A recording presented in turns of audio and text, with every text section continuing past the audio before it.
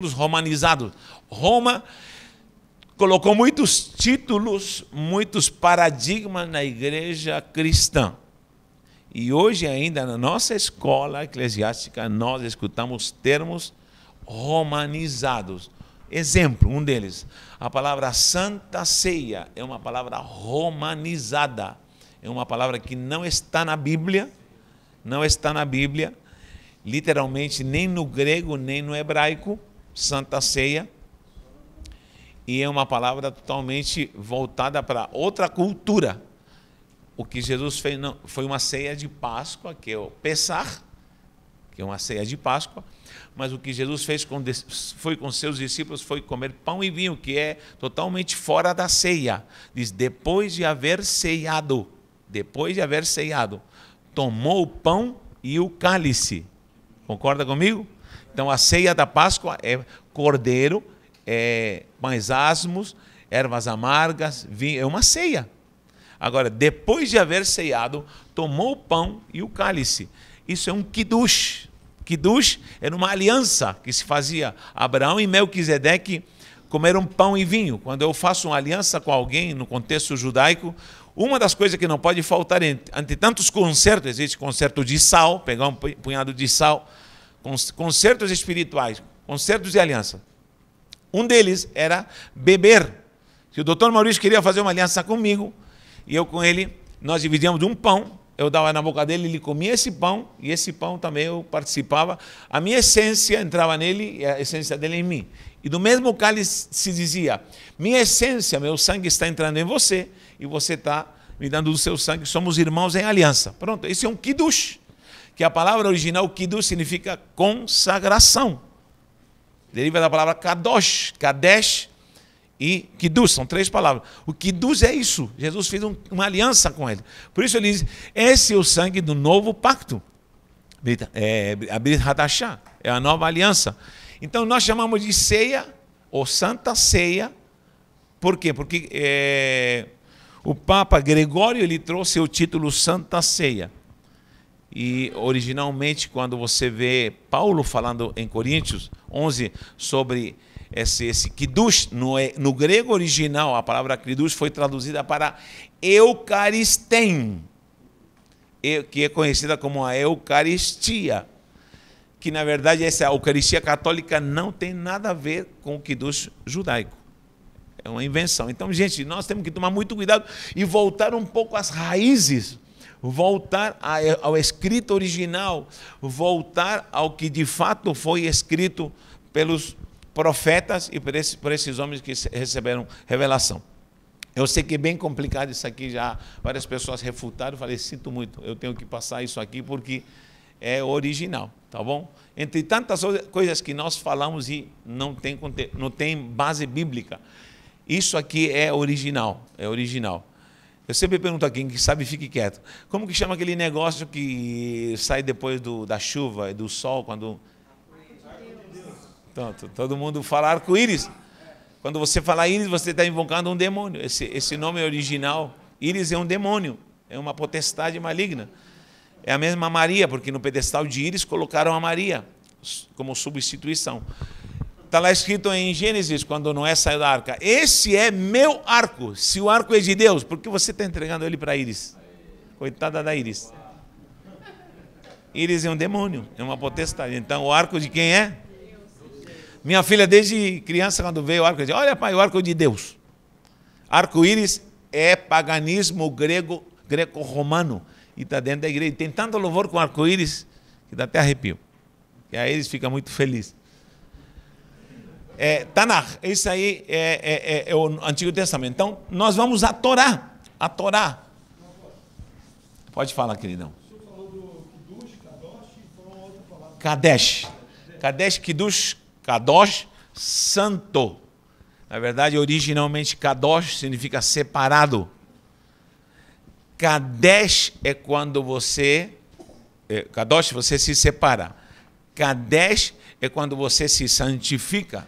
A pessoa começa o processo de santificação. E Kiddush é quando você já está consagrado. Você já está consagrado. Então o Kiddush é quando você já está em aliança, você já tem a essência, e você só faz esse pacto para consagrar. Tá bom? Olha só. No que é a Torá. Quando eu falei, quando aparece a palavra lei, mandamento, se refere especificamente à Torá. Sempre Jesus falou assim, não está escrito na vossa lei e nos profetas. Concorda comigo? Ele separou? Na lei e nos profetas. Então ele está falando, não está escrito na Torá e Nevi'im, nos profetas. Não está nos escritos, quando ele diz aí, não está em Ketuvim. Ou seja, são escritos. E muda tudo, gente. A Bíblia em grego ela se deturpou no seu conteúdo etimológico. Por exemplo, psalmoi. Nós conhecemos o livro de Salmos por causa de psalmoi. Psalmoi. Um judeu não aceita a palavra psalmoi no grego, porque o original, como que chama? Que nós chamamos de salmos. Né? Salmos. Mas não é um salmo, porque o psalmoi é uma música inspirada. E ele não é simplesmente uma música inspirada. O Terrilim, ele é muito mais do que simplesmente, porque o Zezé de Camargo ele canta músicas inspiradas. O Roberto Carlos canta músicas inspiradas, sim ou não? Quem já viu uma música inspirada? E você fala assim, bem que podia ser crente essa música, né? E tão linda que ela é. É verdade. Qualquer um pode compor inspirado. Só que Terrilim é uma revelação da Torá, é uma revelação do Davar, que é a palavra, é uma revelação do céu, que já está escrita, que já tem melodia e ela é entregue aos homens. Todos os homens que escreveram Terrilim, ou seja, a escrita dos cânticos, porque todos os salmos têm melodia. Você pode cantar o Salmo 23 com melodia original, você pode cantar o Salmo número 1 com melodia original, ela existe. Então, isso é um Terrilim, é uma revelação. Ele não era qualquer pessoa que escrevia, eram homens consagrados a Deus. Muita gente diz que os levitas escreviam. Não, não só os levitas. E a pior coisa que hoje se diz na igreja, irmão é levita porque toca. Aí piorou tudo, gente. Desde quando a igreja tem levitas, em primeiro lugar? A pessoa nunca lê Hebreus, então. Em Hebreus diz claramente no capítulo 7, o levítico, o sacerdócio levítico transitório acaba com Cristo, porque Cristo não é da tribo de Levi, é da tribo de Judá, Yahudá, e da tribo de Yahudá nascem os sacerdotes, segundo a ordem de Melquisedeque. Então, a igreja tem um sacerdócio santo, segundo a ordem de Melquisedeque. Se você diz, eu sou levita, você está anulando o sacerdócio real de Cristo na sua vida. Então, você precisa entender que você é sacerdócio real em Cristo. Primeiro, porque o próprio Yeshua nunca foi da tribo de Levi, ele foi da tribo de Judá. A prova é que nem todos os levitas eram músicos. Isso é mentira, isso é falso, é inventado pela igreja. E isso se associou até no nosso meio. Se só os levitas tocavam e cantavam, por que Davi compunha e tem salmos de Davi? E o salmo mais famoso, que é o 23, foi escrito de alguém que não é oriundo da tribo de Levi, é oriundo da tribo de Yahudá. E ele exercia um sacerdócio também. O estilo de Corá, de Asaf, enfim, tem várias linhas de compositores de Terrilim. Então, queridos, não quero confundir sua cabeça, mas em nome de Jesus, fique na unção do Espírito para entender que muita coisa precisa ser estudada para a gente refazer a nossa consciência espiritual e fé também, muitas das vezes. Muita gente tem falado, agora estou entendendo. Porque, de fato, a gente vai montando o quebra-cabeça. E o que eu estou passando é pincelada, simplesmente. Olha só. Voltando à Torá. A Torá, ela já é eterna, ela só foi revelada a Moisés. Foi mostrada para ser escrita, mas a Torá já existia. Alguém procura em Gênesis. Cá entre nós, alunos de Deus. Em Gênesis fala em Moisés? Claro que não. Moisés só aparece com Êxodo, concorda comigo? Com Shemot, certo? Só para Moisés é revelada a lei. Ok? A lei só é escrita por Moisés. Agora preste atenção. Olha o que diz Gênesis. Deus está falando aqui com Isaac. Versículo 5. Gênesis 26, 5. Deus está falando com, olha, uma geração. Abraão, Isaac, ainda vem Jacó, depois de Jacó vem os 12 filhos, vem as 12 tribos, vem toda uma gama de gente para depois passarem muitos anos e chegarem em Moisés. De Moisés, ao sair do Egito, é revelada a lei e é escrita a lei.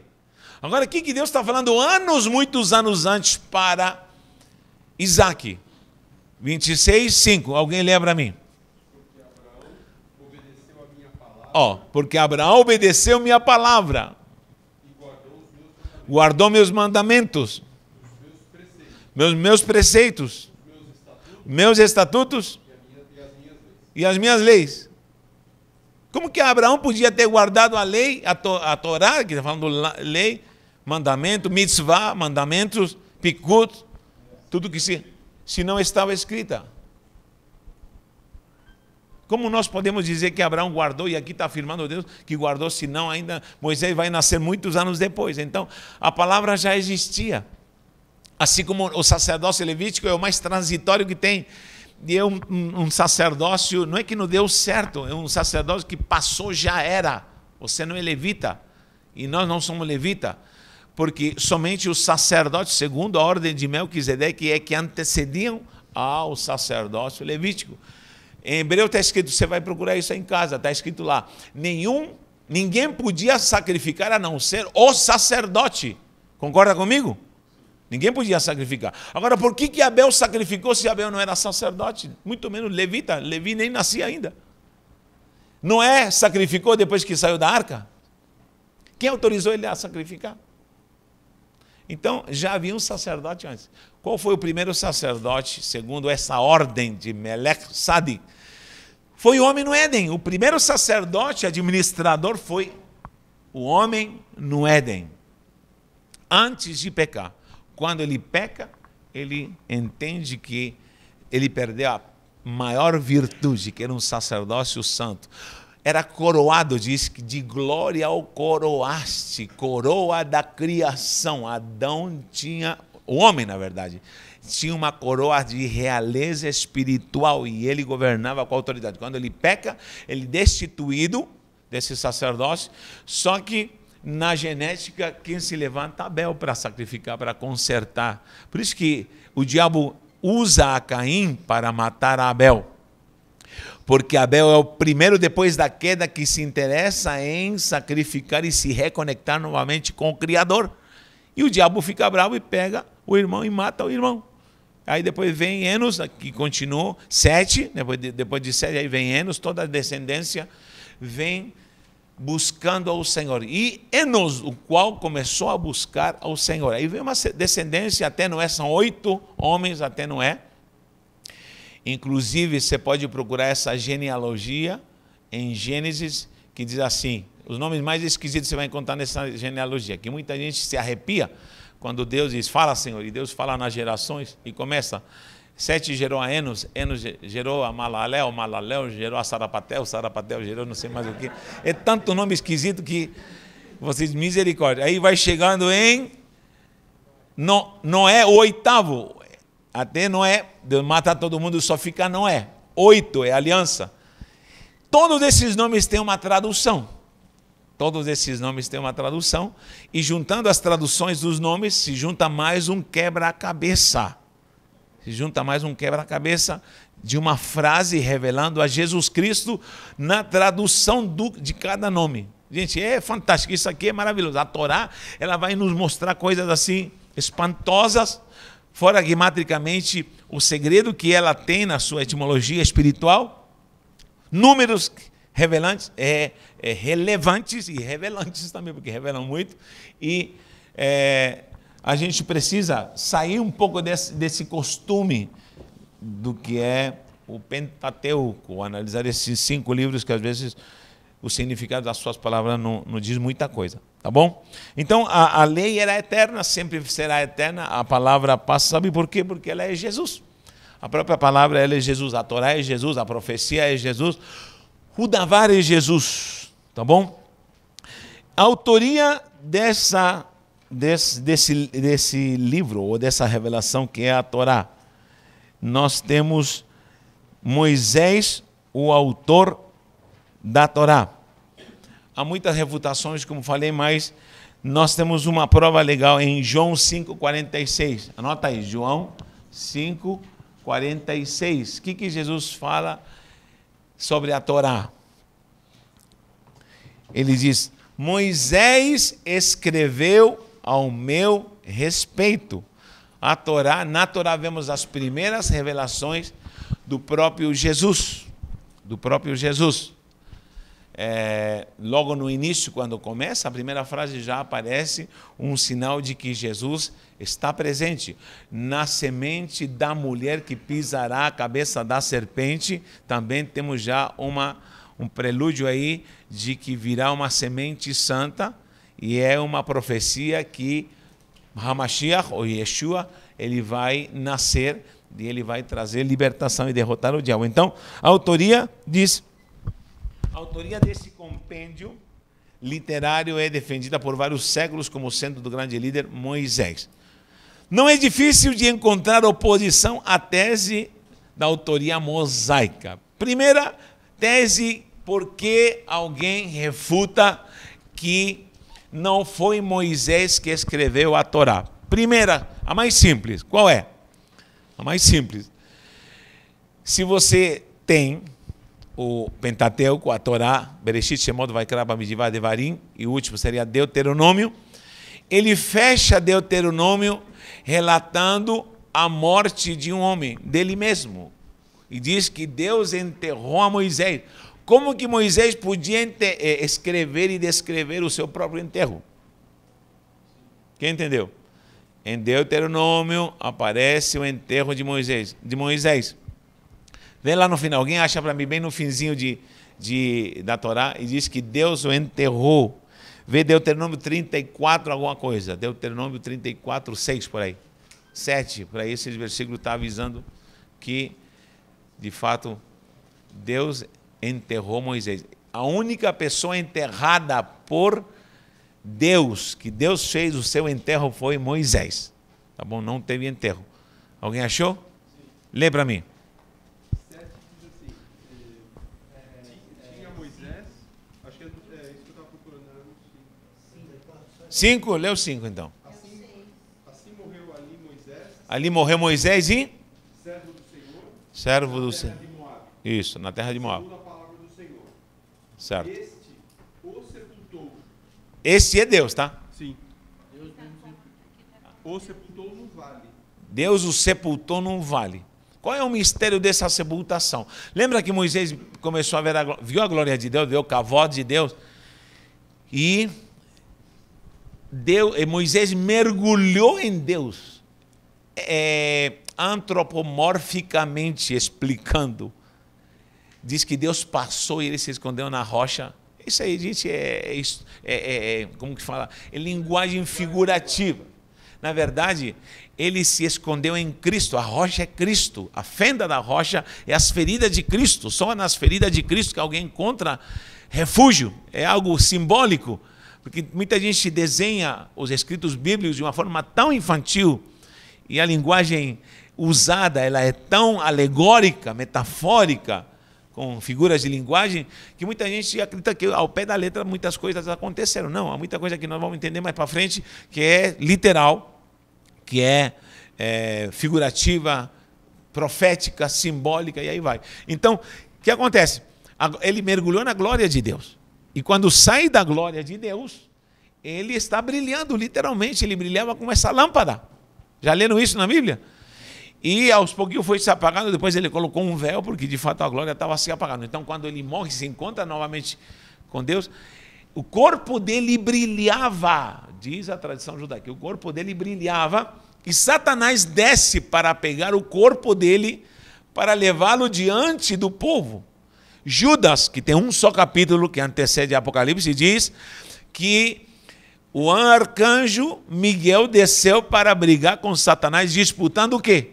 O corpo de Moisés. Imagine, arcanjo e o próprio Satanás brigando por um corpo. Brilhava. Por quê?